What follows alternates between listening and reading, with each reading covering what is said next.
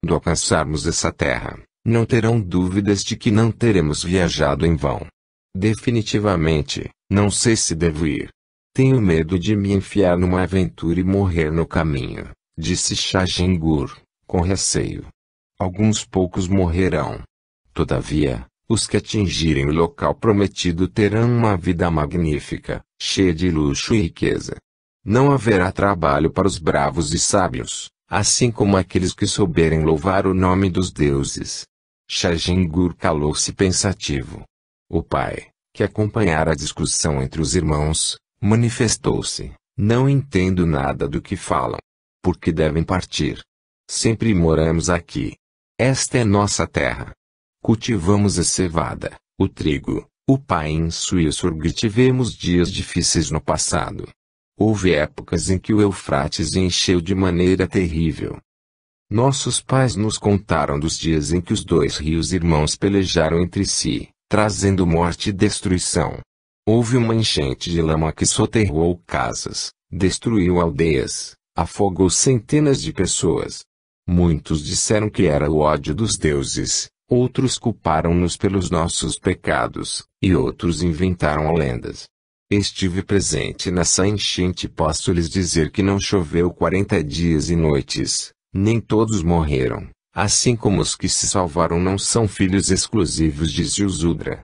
O velho homem voltava-se para seus filhos em súplica, dizendo: não há motivo para partirem daqui. Darei minhas terras, se necessário for, para que fiquem. Ajudarei a pagar o templo de Anu. Ninguém os fará trabalhar como escravos, assim como não perderão suas terras. Shajengur olhou comovidamente para o pai e lhe disse, segurando-lhe as mãos calejadas entre as suas: querido pai, estas são novas eras. As facilidades da época de nossos avós não existem mais. Os tempos mudaram os costumes e uma nova geração de homens chegou. São homens desprovidos de sentimentos, preocupando-se apenas com o poder e o bem-estar pessoal. E uma geração maldita, exclamou o pai. Sim, pode ser que seja maldita, meu pai. Mas sinto que também faço parte dela. Não desejo trabalhar a terra até o fim dos meus dias, assim como acho que fui feito para coisas mais importantes do que simplesmente semear campos e esperar que a terra seja generosa conosco. Desejo outras coisas, casas grandes, escravos para executarem aquilo que meu corpo se cansa em fazer, terras férteis que gerem bastantes grãos para trocá-los por coisas belas que meus olhos possam apreciar.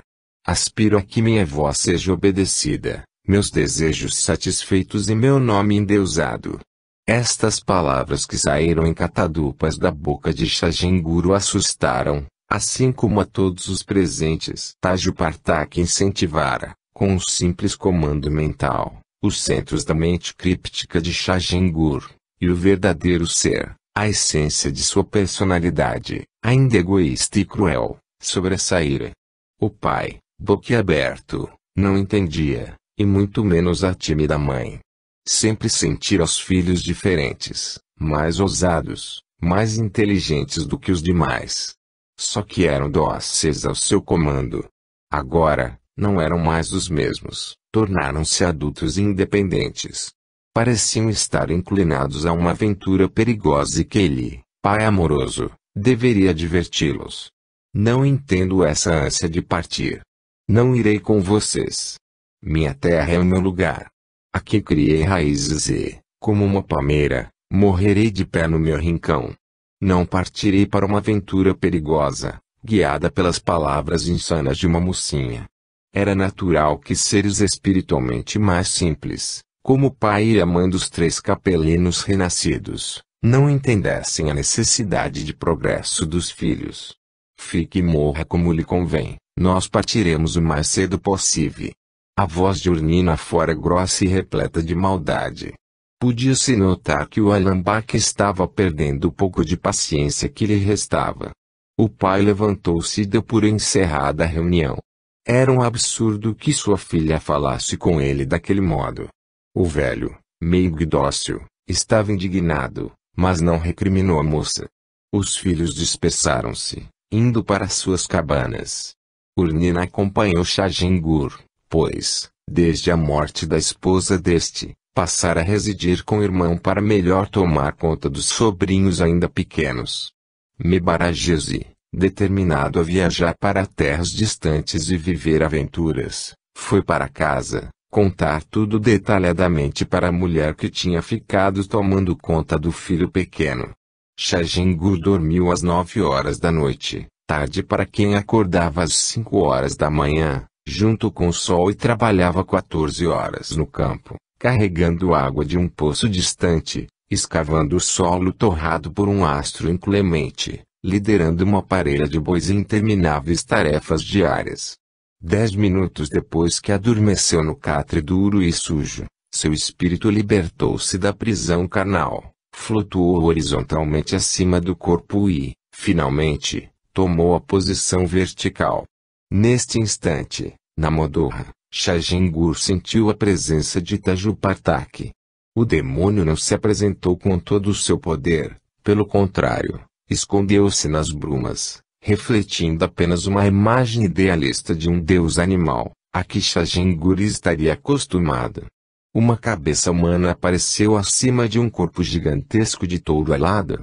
O bizarro animal tinha 3 pares de asas sobre o seu dorso, enquanto que de seu tórax, extraordinariamente forte, apareciam 2 musculosos braços e uma cabeça, com olhos que pareciam brilhar no escuro. Shajengur gelou de puro terror. Nunca vira nada semelhante. Tajupartak apenas mentalizava uma imagem, pois não lhe convinha mostrar-se como era. A figura mitológica que externara, mesmo sendo assustadora, era bela e poética. A sua verdadeira imagem era muito mais terrificante e tenebrosa do que a do touro alado. Shajengur, saiba que sou um querubim, um dos deuses de seu povo. Estou aqui para protegê-lo contra seus inimigos e levá-lo a uma terra de fartura e paz, onde seu povo desfrutará de grande prestígio e poder. Saiba, pois, que você será o líder, o Lugal. No entanto, não lhe falarei a não ser em sonhos, ou pela boca de minha sacerdotisa Urnina, sua irmã. Shajengur estava vivamente surpreso. Quem era para receber tamanha honraria e glória? Tajupartak leu o seu pensamento e respondeu-lhe: Você, Shajengur, é o amado dos deuses. Líder de um povo, Lugal de uma nova geração. No fundo de sua alma, o terrível Alambak via Shajengur como menos do que um homem, apenas um ser disponível, na hora certa, no lugar certo. Seria isso o destino? Mal sabia Tajupartak, que Shajengur, junto com mais 200 outros seres, inclusive o seu amigo Intemena, assassinado por Urgar, foram escolhidos por Mitaton e Pannuil, e literalmente semeados na Suméria. De um deles, nasceria a liderança para desenvolver a civilização. Nilde e sua turba de assassinos despertaram mais cedo do que os outros plantados. Desta forma, agora, Shajengur, um dos escolhidos para despertar o desenvolvimento na Suméria, estava sendo conduzido para efetuar o mesmo trabalho no Vale do Iterou. O destino será o encontro da experiência com a oportunidade? Ou será o contrário? Shajengur, gelado de medo, com o coração disparado, desdobrado espiritualmente, escutava a voz metálica do Deus Touro. Fora convocado para uma tarefa. Resistiria e declinaria da honra, ou aceitaria. Se recusasse, o querubim encontraria outro candidato. Mas se aceitasse, teria todas as honras. A decisão não se baseou em aspectos humanitários, generosos e dignos. Aceitou porque sentiu-se honrado e prestigiado. Neste caso, falaram mais alto o orgulho e a vaidade. No outro dia, Shajengur acordou com o sentimento de que deveria partir de Ur, unir-se em um forte grupo e conquistar uma nova terra. Era preciso trazer mais pessoas para sua associação. Como faria isto? Qual a forma de agir? Como convencer as pessoas a segui-lo? Enquanto comia um prato de papa de cevada feita por Urnina, uma ideia sobreveio-lhe à mente. Um sonho, algo que sonhara, aflorou-lhe na mente. Um deus, um querubim, um touro alado. Isso. fora escolhido pelos deuses. Não. Melhor dizer que foram todos escolhidos pelos deuses. Aqueles que lhes obedecessem, naturalmente. Como falar com o populacho? Reuni-los em praça pública e contar a novidade?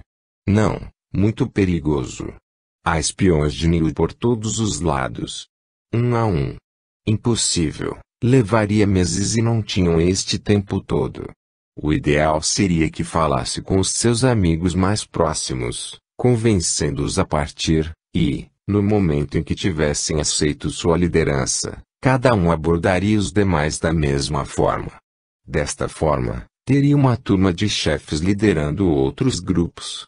O efeito multiplicador dessa atividade faria com que, em alguns dias, todos estivessem prontos para partir. Precisava combinar tudo isso com seu irmão, que era um exímio e corajoso lutador, seria seu chefe de segurança, e com sua irmã, que parecia ter o dom da profecia, o que era garantia de sucesso numa empreitada daquelas. Naquele mesmo dia, acompanhado dos irmãos, que concordaram totalmente, Shajangur falou com 12 amigos. Todos estavam em situação muito semelhante, devendo muitas sacas de grãos ao templo e com receio de perderem terra e liberdade para os agiotas reais. A ideia de partirem foi razoavelmente bem aceita pela maioria, mas não havia ainda consenso. Uns achavam que podiam esperar um pouco mais e, caso fossem escravizados, poderiam fugir à noite. Outros achavam que podiam ficar em Uri e aguardarem os acontecimentos. Caso os soldados viessem, poderiam lutar contra eles. Outros achavam que deveriam partir imediatamente. Desta forma, mais 2 dias foram desperdiçados em conversas. Provavelmente, perderia mais alguns meses, se os fatos não se precipitassem, resolvendo por eles o que não conseguiam decidir por si próprios. Ainepada era um pobre fazendeiro do vilarejo de Ur. Devia muitas sacas de grãos ao templo local, um exagio, construído com recursos dos habitantes de Ur e mais os recursos de Uruk. Os aldeãos dependiam dos grãos sagrados de Uruk, que os distribuía através do templo de Ur. Ora, o simples Ainepada, espírito terrestre ainda muito primitivo, não estava afeto às crueldades da nova civilização. Em sua alma humilde, não antevia que os homens desejassem suas terras, nem muito menos escravizá-lo, pois era um homem de meia idade com poucas forças a sustentá-lo. Sentindo que não poderia saldar o compromisso, dirigiu-se antecipadamente ao templo de Ur para notificar os sacerdotes do fato e renegociar, em tempo hábil, quiçá, uma moratória. Os sacerdotes escutaram atentamente a história de insucesso de Ainepada, que se esforçou para contar como o tempo estivera inclemente, conspirando para destruir a plantação, cujos pífios resultados impediam o pagamento total da dívida. Após deliberarem secretamente, os sacerdotes chamaram os guardas e colocaram o infeliz devidamente amarrado na praça central da aldeia, onde foi açoitado por 10 vezes e levado desacordado para uma espécie de prisão no templo. Deveria servir de lição para desencorajar os demais. Os sacerdotes concluíram que se fosse dado algum benefício a Ainepada, todos teriam direito, o que levaria o templo de Ur à bancarrota e a provável substituição dos sacerdotes locais por outros mais eficientes vindos de Uruk. A situação deveria ser controlada no início e Ainepada seria supliciado, como exemplo, aos demais. Mal sabiam aqueles sacerdotes que por trás de sua decisão estava o dedo de Tajupartak e de seus amigos alambacas. Eles sabiam que Ainepada serviria para consolidar a decisão ainda vacilante dos amigos de Shajangur. Seu suplício não seria em vão, assim como nenhuma vida desperdiçada e nenhuma morte inútil. Tudo serve a propósitos maiores.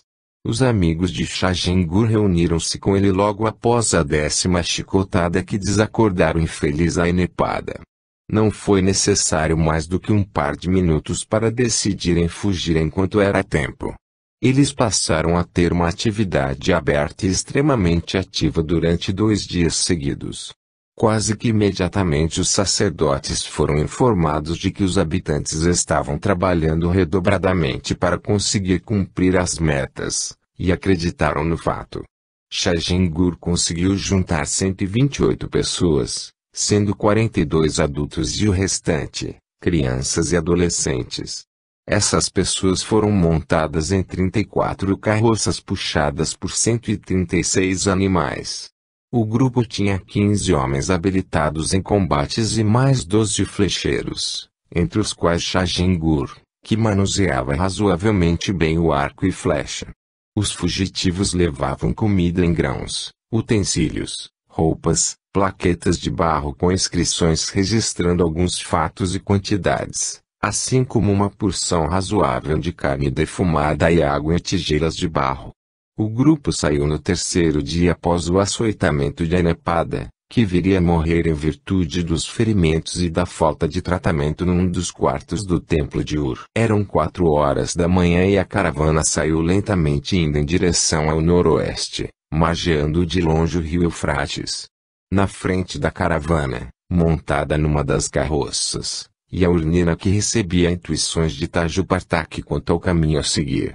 Mesmo tendo saído antes da aurora, um grupo tão extenso não poderia passar despercebido.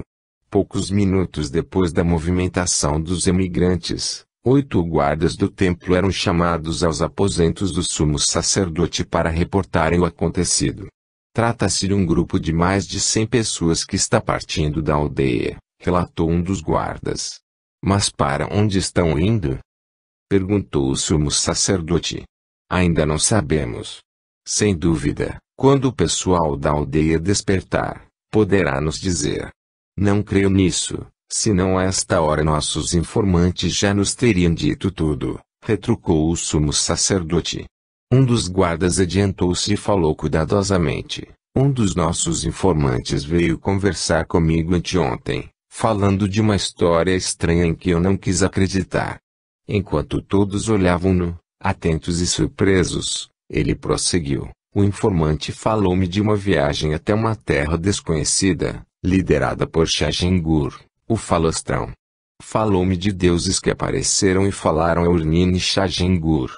Não pude levar esta história a sério. O sumo sacerdote virou-se em direção à janela, como se estivesse pensando em algo de vil.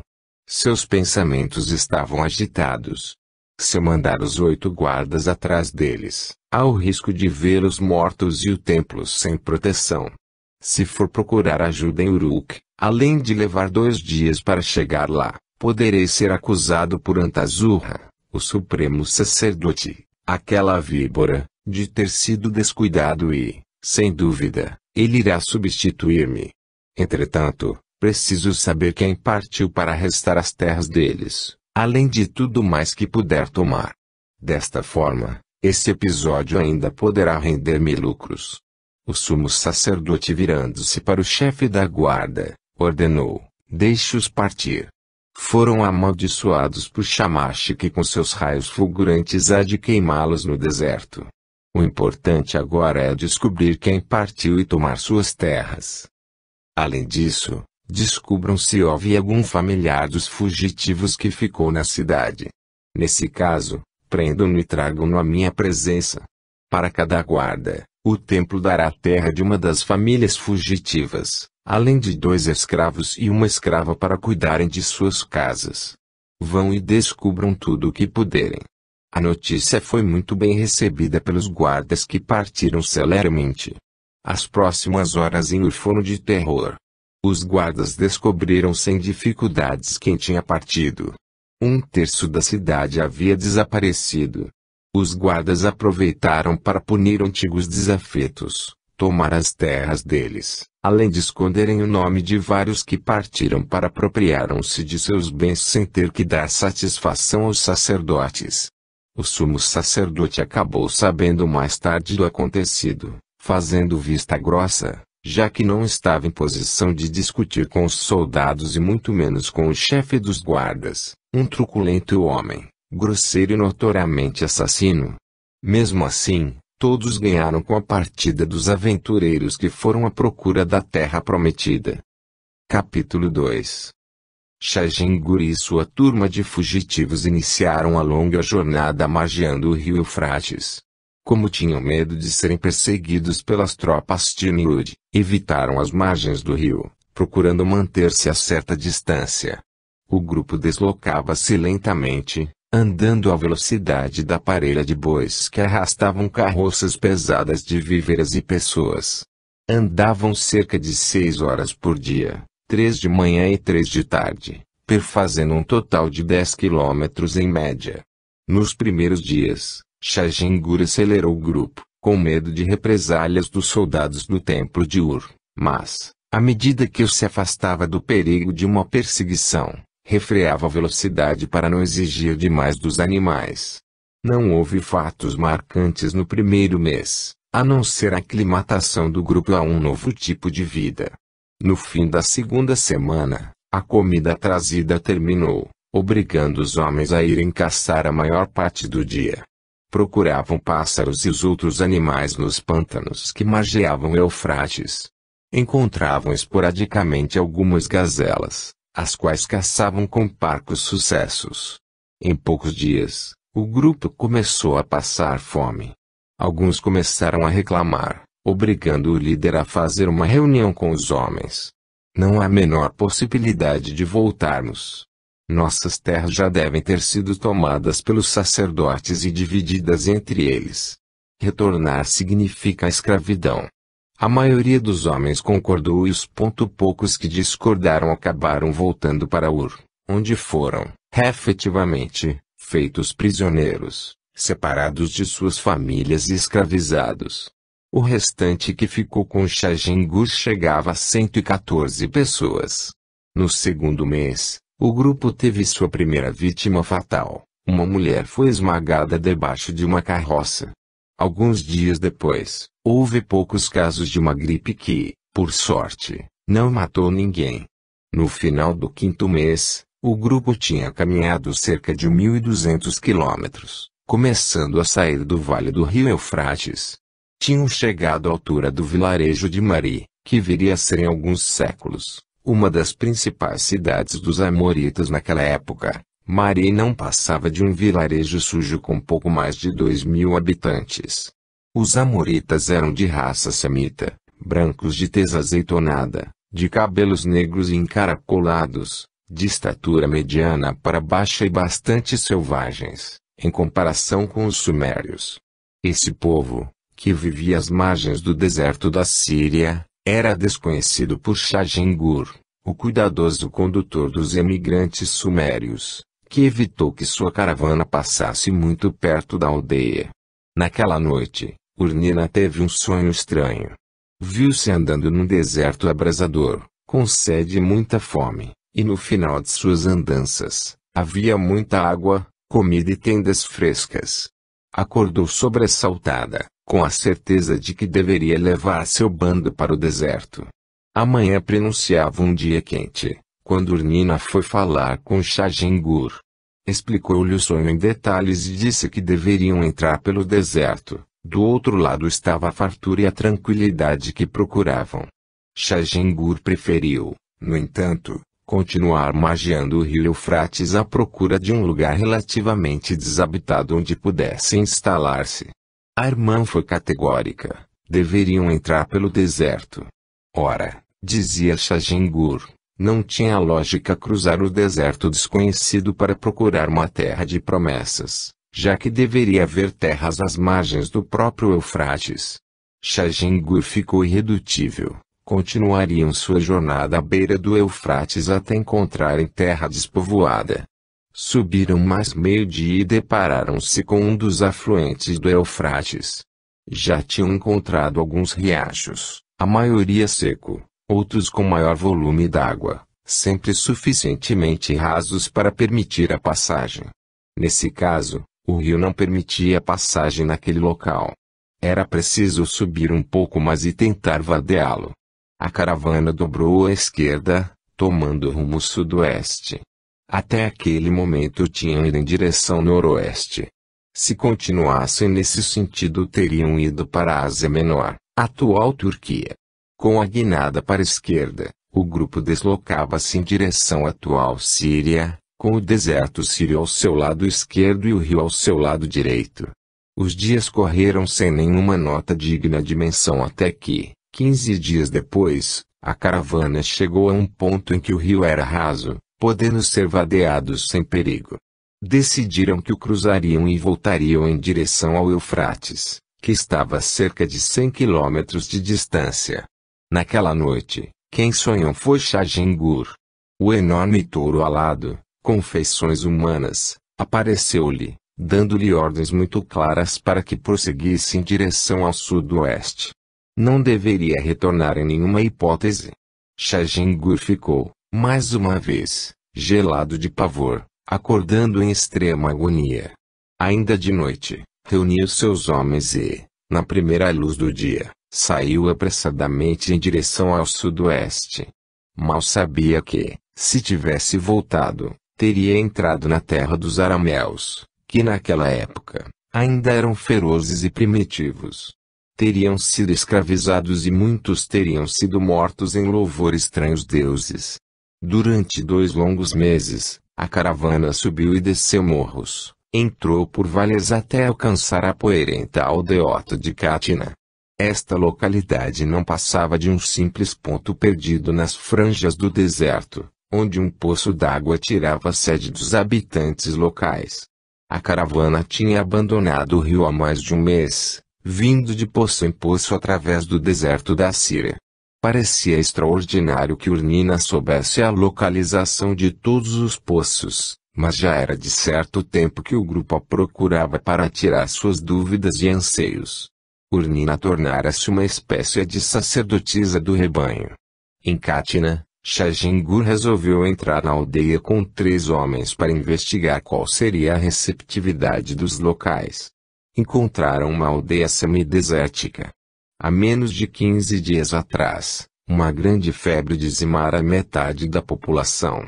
Os remanescentes não tinham ânimo para lutas, assaltos ou outra atividade belicosa.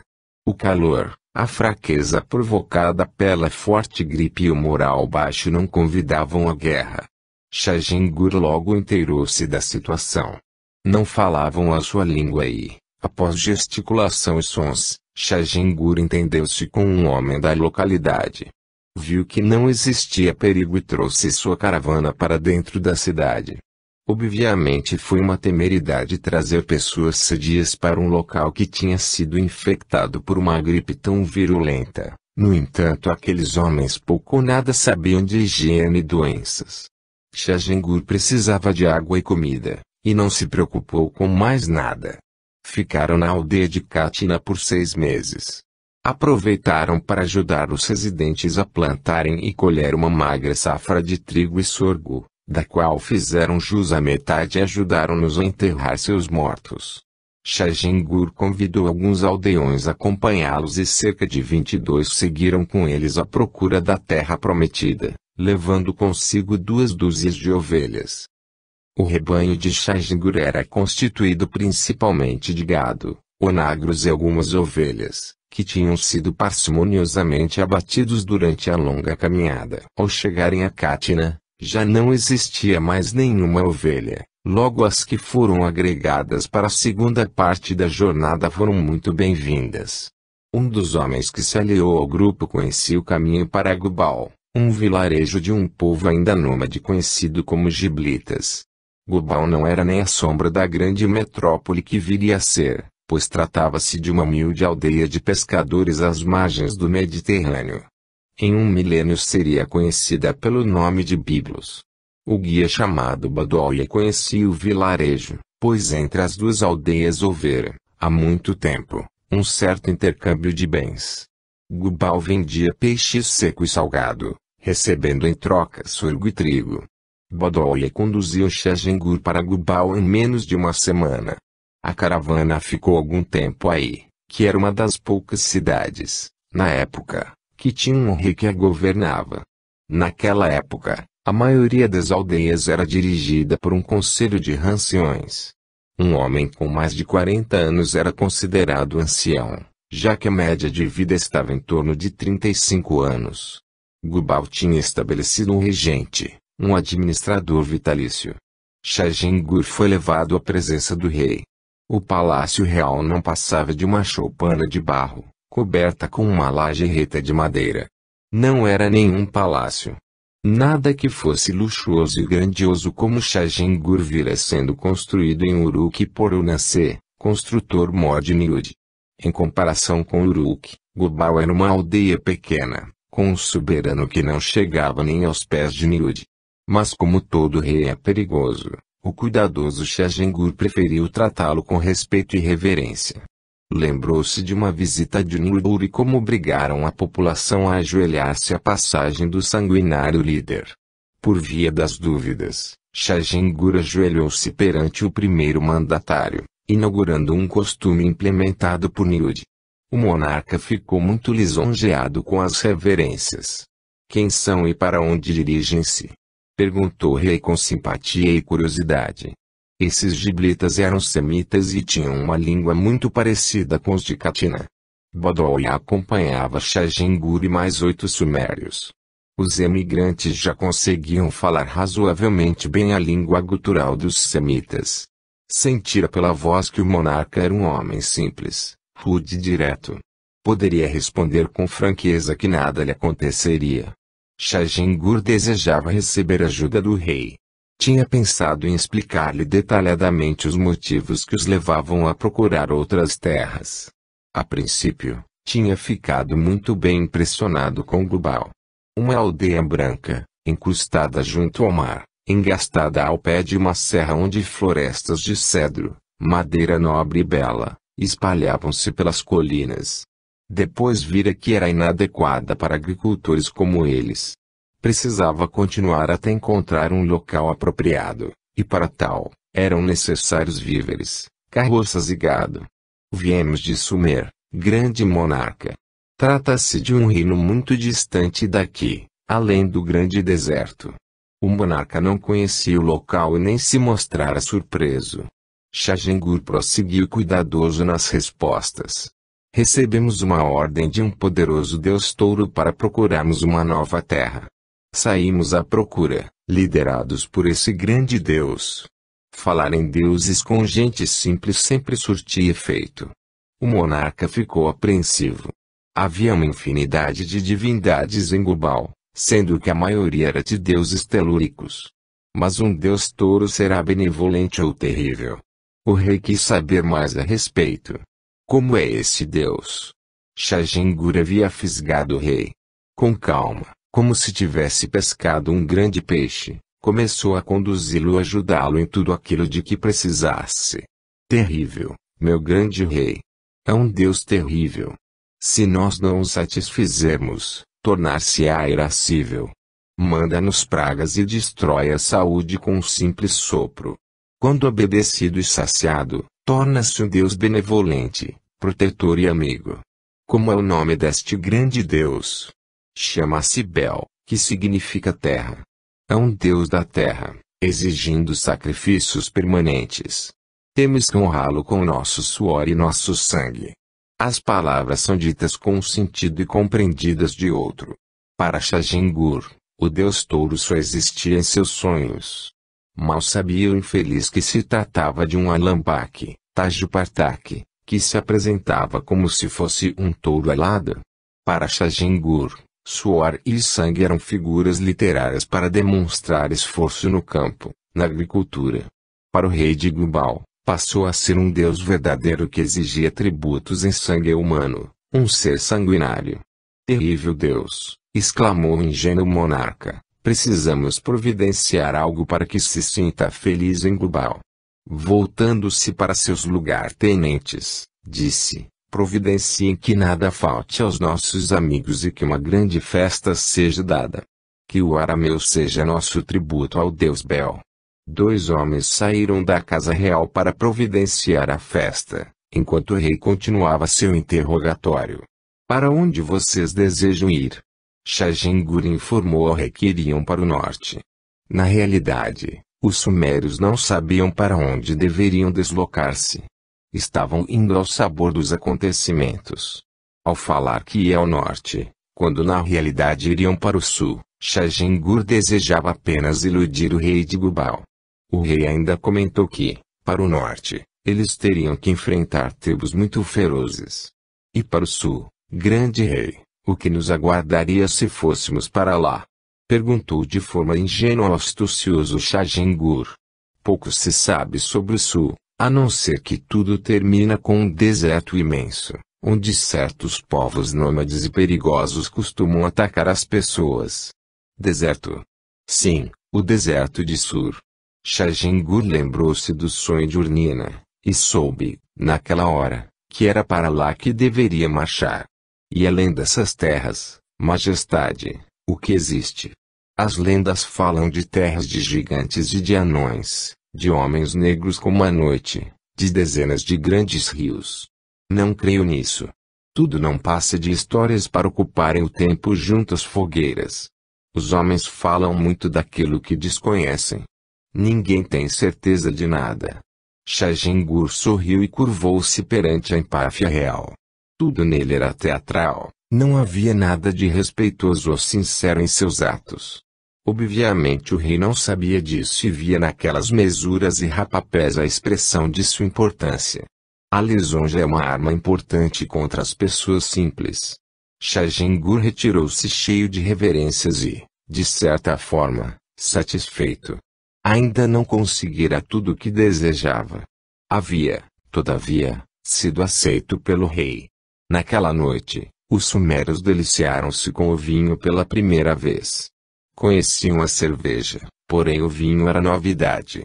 O rei informou-lhe que eles tinham vários deuses importantes, entre eles Baal-Hadad, filho de Dagan, o deus da chuva e que se parecia muito com o deus Bel dos sumérios. Além desse, tinham um deus poderoso chamado de Moloch e um deus supremo que, respeitosamente, chamavam de El.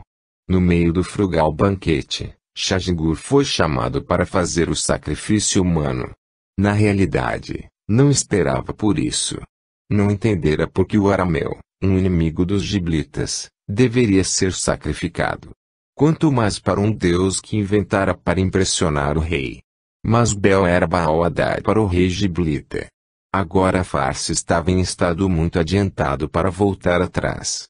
Shajengur não era um assassino e nunca tinha matado ninguém. Não podia furtar-se ao ato, entretanto, pois todos esperavam por isso. Adiantou-se e recebeu a faca cerimonial para sacrificar o arameu. Suava frio e sentia-se mal. Nunca estivera tão nervoso, quando subitamente sentiu-se invadido por uma força que lhe era desconhecida. Sua cabeça girou e seus olhos saíram de órbita, e com uma voz tonitruante, totalmente dominado por Tajupartak, que se incorporara à sua personalidade, gritou, ao grande Bel. Que sua força e poder repousem sobre os giblitas e o grande rei de Gubal. Os presentes gritaram qualquer coisa que Shajengur mal entendeu. Estava consciente de tudo o que estava acontecendo. Sentia-se, contudo, dominado por algo mais forte do que ele. O arameu lhe foi trazido amarrado com as mãos às costas e o infeliz falava palavras totalmente desconexas. Eles o tinham embriagado com vinho a tal ponto que não sabia o que se passava.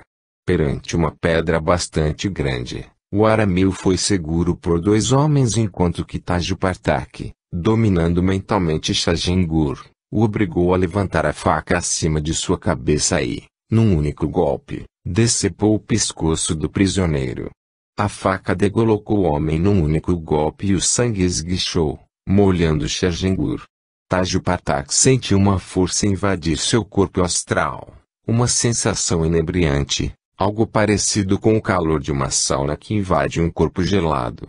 Esta energia que lhe penetrava o ser era o fluido vital do infeliz que estrebuchava enquanto a vida se lhe esvaía.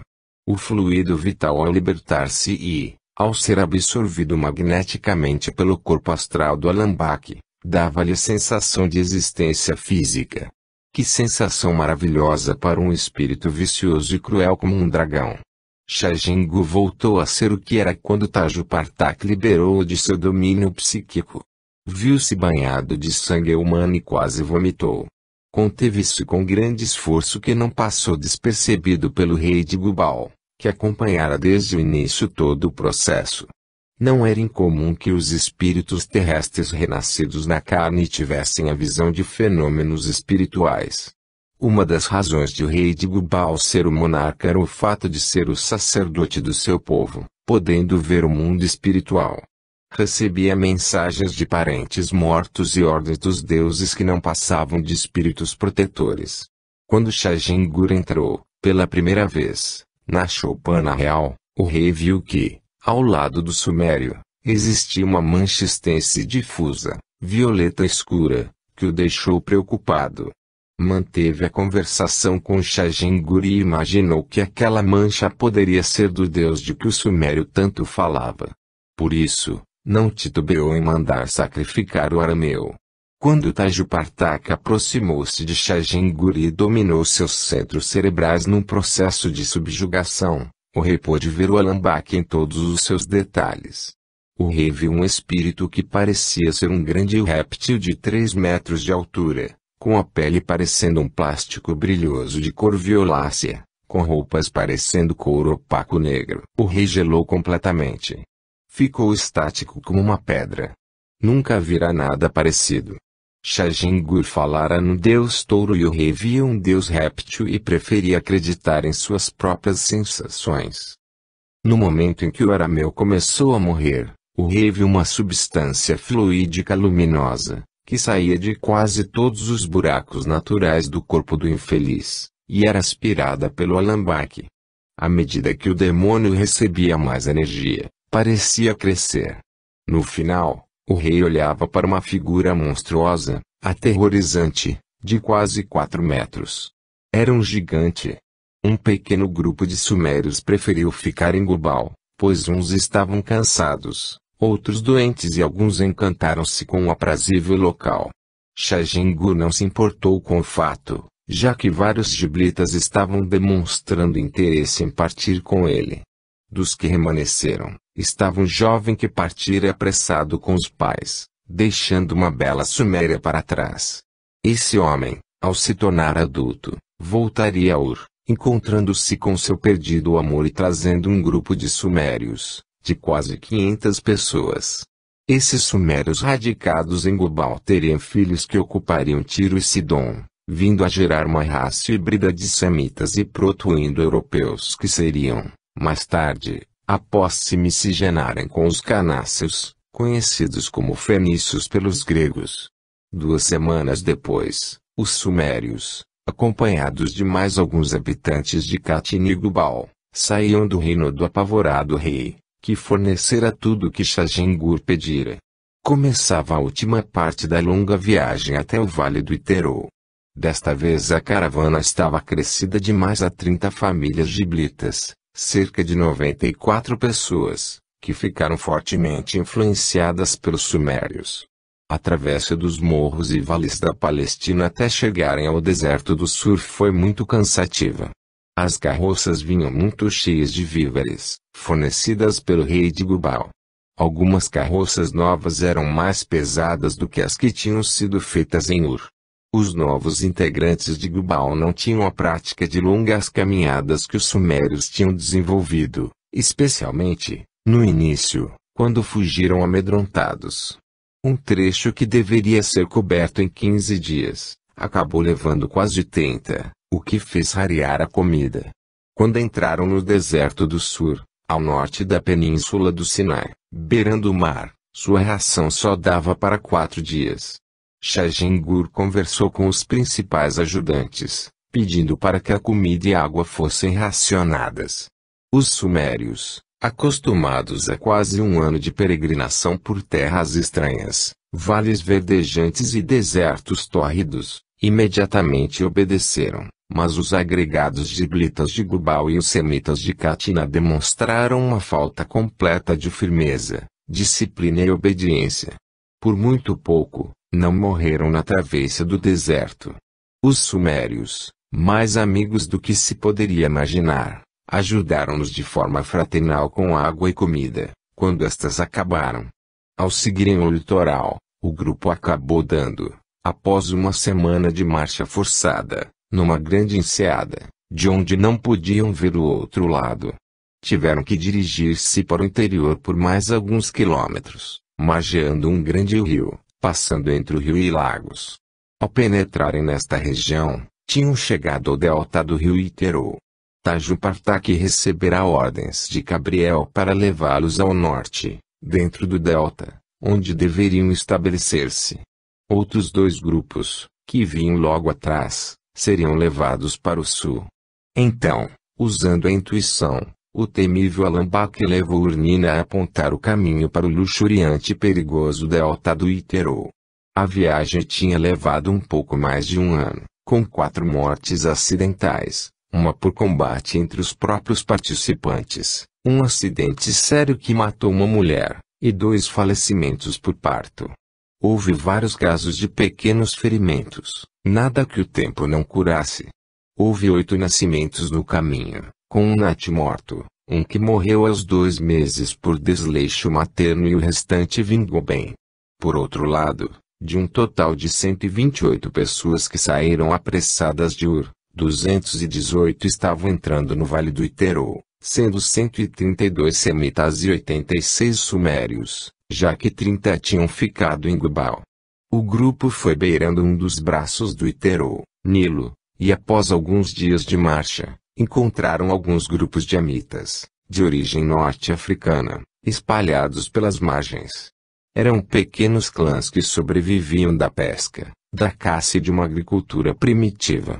Esses grupos de gente magra, rosto encovado, faces macilenta, demonstrava que o local era insalubre, não sendo capaz de sustentar os habitantes. Sua pele era de cor marrom, cabelos negros encaracolados, magros, altos, esguios e de grandes olhos negros, com longos cílios.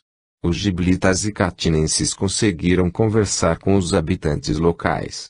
Apesar da distância, a língua era parecida, e havia muitas palavras novas que os giblitas não conheciam, a maioria, de fatos locais. Urnina, sempre fustigada pelas intuições do Alambak, continuava a empurrar o grupo mais para o sul, cada vez mais distante do mar. Sempre que precisavam atravessar um pequeno rio ou riacho, era montada uma verdadeira operação de guerra. Em Gubal, por sorte ou por argúcia, um dos sumérios sugeriu que levassem alguns barcos de pesca feitos de excelente cedro. Shajengur acabou levando um só, pois ocupava um espaço enorme na carroça. Aquela singular embarcação foi capaz de transportar ida e volta, durante 2 dias inteiros, uma enorme quantidade de víveres, objetos, pessoas e carroças parcialmente desmontadas na travessia do rio Litani, bem antes de chegarem ao deserto de Sur. Agora tinham que atravessar um rio que os locais chamavam de Wadi Milat, que era mais largo e forte do que o Litani. Na operação, perderam 2 carroças, uma parelha de bois, 4 ovelhas e uma criança que morreu afogada. Após passarem pelo rio chamado Wadi Milat, continuaram subindo em direção ao sul, margeando pelo seu lado oriental e encontraram tantos pântanos e animais selvagens, que Shajengur começou a duvidar de que deveriam seguir as intuições de Urnina. Houve algumas discussões entre os sumérios e os giblitas. Assim, decidiram que iriam andar um pouco mais para saírem daquele pântano. Após 2 semanas de estada no Baixo Iterô, o grupo estacionou numa aldeia minúscula, um aglomerado de 6 cabanas, chamada de Amar. Esta aldeia ficaria perto da moderna Cairo, sendo conhecida atualmente como Jebel el-Lamar. O vilarejo estava fora do delta, ficando numa saliência do terreno, a certa distância do rio. Neste ponto, Taju Partak parou de pressionar Urnina, e ela falou para Shajengur que aquele era o lugar onde deveriam acampar. As primeiras semanas de trabalho foram febris. Construíram-se mais casas, aplainou-se o terreno e começaram a aterrar o pântano. As casas dos moradores locais eram redondas e baixas, enquanto que os sumérios iniciaram construindo casas de tijolos assados em fornos e com formato quadrado, que era uma inovação em relação aos habitantes primitivos de Amar. Os giblitas e os semitas de Cátina mostraram-se bons caçadores, trazendo bastante carne de pequenas aves. Os sumérios, a maioria composta de espíritos capelinos, iniciaram suas atividades agrárias. Construíram um canal para escoar a água represada de certos lugares e levar a mesma para outros locais onde seria necessária, assim como prepararam a terra fértil para a plantação de trigo, cevada e sorgo. Os grãos, trazidos de Gubal e da Suméria, estavam em perfeito estado e logo germinariam naquele terreno fértil e dadivoso. Por outro lado, os semitas, além de servirem como intérpretes para os primitivos habitantes locais, eram bons alunos, aprendendo a técnica agrícola com rara facilidade. Amar prosperou de forma impressionante com grandes construções, docas para atracação de pequenos barcos que os giblitas desenvolveram, e alguns templos para se louvarem os deuses que os trouxeram para aquele lugar de paz. Os giblitas de Gubal, acostumados com transportes marítimos, não encontraram a madeira que queriam. Acabaram por copiar os habitantes do Iterou primitivos e aprimoraram de maneira fantástica o papiro como matéria-prima para embarcações. Os administradores espirituais são cuidadosos, nunca colocam todos os ovos na mesma cesta. Gabriel receberá ordens de abordar pelo menos 5 grupos de futuros emigrantes. Conseguira desenvolver, através dos alambaques, 8 grupos. O grupo de Ur, liderado por Shajengur, fora apenas um dos 8 que, num espaço de tempo de 3 meses, saíram o mais furtivamente possível da Suméria, todos indo em direção ao Vale do Iterou. A proteção dos alambaques foi importantíssima durante toda a viagem. Por várias vezes, eles desviaram a rota dos emigrantes para que não passassem perto de povos perigosos. Outras vezes, eles os levaram por caminhos que desembocavam em poços d'água, verdadeiros jardins, no meio dos desertos do Oriente Médio. Os alambaques, no entanto, não eram deuses que tudo podiam apenas com um gesto ou um pensamento. Houve casos em que não foram capazes de ajudar a coluna de emigrantes, tendo sido dizimada por ferozes tribos. Dos 8 grupos que saíram de Sumer, somente 3 chegaram ao Vale do Iterou. 2 grupos foram totalmente dizimados por gutos e arameus, respectivamente. Os outros 3 grupos desviaram-se do caminho, indo para a Ásia Menor, instalando-se em vários pontos, com razoável êxito. Alguns descendentes desses grupos acabaram indo, alguns séculos depois, para a ilha de Creta, vindo a formar a civilização minoica, muitas vezes confundida com a mítica Atlântida. Os 2 outros grupos de sumérios vieram por rotas diferentes. Um viera de Uruk, fugindo de Niud e sua turba, e, finalmente, o último grupo viera da aldeia de Sim, por razões muito parecidas com as de Shajengur. Cada grupo veio, em épocas diferentes, por mais ou menos o mesmo caminho dos emigrantes de Ur.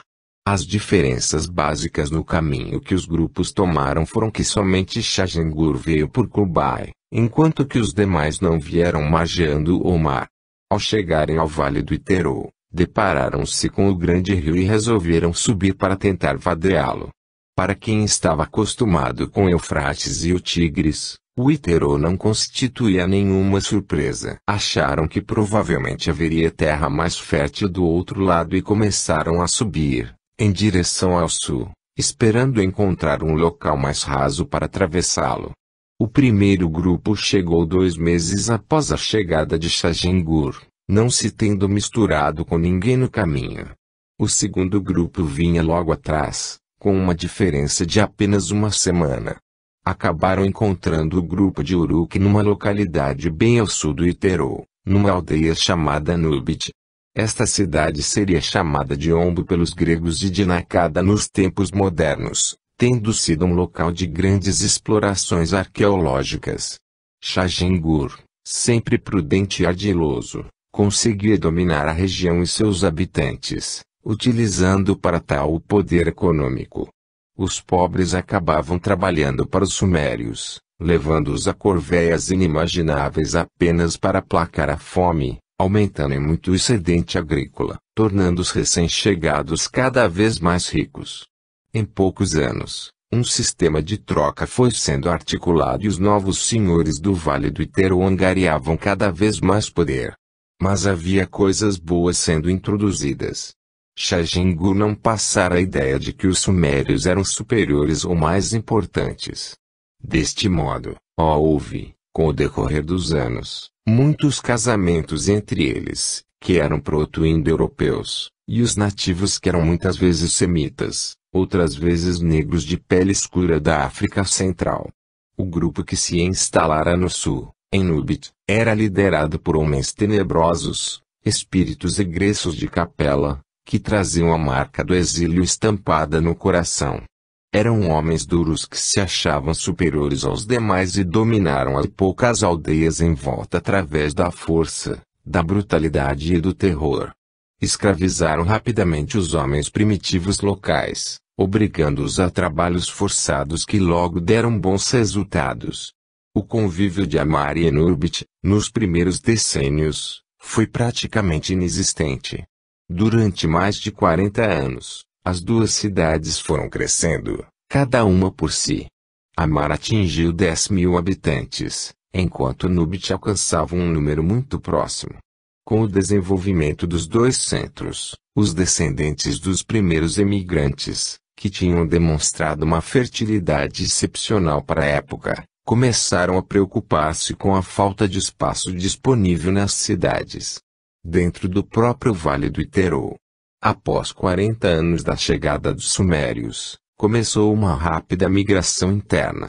Peruodjete, casa de Odjete, também conhecida como Peruodjete, e chamada mais tarde de Buto pelos gregos, foi fundada por descendentes de Shajengur.